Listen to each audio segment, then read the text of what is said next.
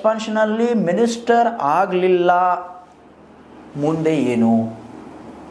D K Shivakumar ಅವರ ಬೆಳಗಾವಿ ಕಾಬೀಜ್ ಮಾಡುವಂತಹ ಕನಸಾಗಿ ಉಳಿದು ಹೋಗ್ಬಿಡುತ್ತಾ? ಯಾಕಂದರೆ ಡಿ ಕೆ ಶಿವಕುಮಾರ್ ಅವ್ರ ಮನಸ್ಸಲ್ಲಿ ಇವಾಗ ಕಂಡು ಬರುವಂತಹ ಮಾತುಗಳೇನು? ಸತೀಶ್ ಜಾರಕಿಹೊಳಿ ಅವ್ರನ್ನ ನಂಬೋದಿಲ್ಲ ಅವರು. ಹೌದಾ?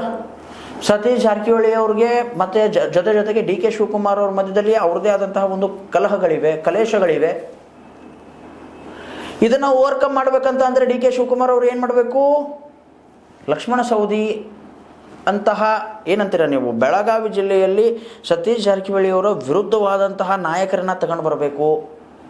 ತಗೊಂಡು ಬರೋಕ್ಕೆ ಸತೀಶ್ ಜಾರಕಿಹೊಳಿ ಅವರು ಬಿಡ್ತಾರಾ? ಬೆಳಗಾವಿ ಪೊಲಿಟಿಕ್ಸ್ ರಾಜ್ಯದ ರಾಜ್ಯದ ಚಿತ್ರಣವನ್ನೇ ಚೇಂಜ್ ಮಾಡುವಂತಹ ಪಾಲಿಟಿಕ್ಸ್ ಆಗ್ತಾ ಇದೆ ಬೆಳಗಾವಿಯಲ್ಲಿ.